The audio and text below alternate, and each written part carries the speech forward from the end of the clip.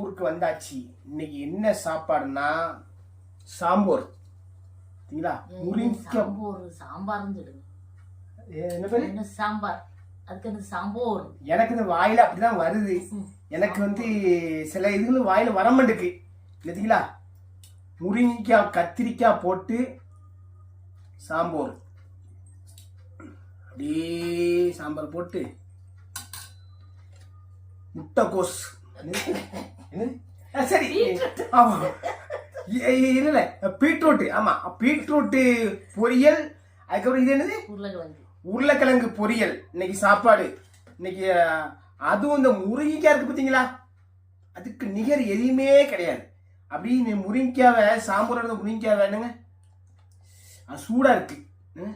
அப்படி எடுத்து இப்படி பிறந்துக்கணும்.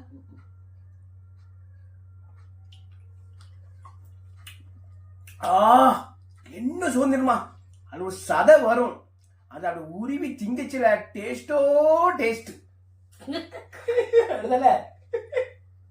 என் பொண்டாட்டி கையால, என் பொண்டாட்டி முன்னாடி முத கல்யாணம் முடிச்சு வரச்சில அவ வந்து சாம்பார்லாம் வைப்பா. அது வந்து இந்த நார்கோயில் மாத்தான ஸ்டைல்ல இருக்கும். என் பொண்டாட்டி இப்ப இங்க வந்து இந்த தூத்துக்குடி மாவட்டம் இதை படிச்சுக்கிட்டா. டேஸ்டிங்க அப்படி மாறிட்டு, கைப்பக்கம் மாறிட்டு.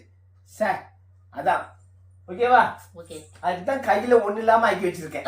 சரி, வேற ஒண்ணு இல்ல, ஒரு கதைக்காக எல்லாம் ஈடு வச்சிருக்கவன் தான்.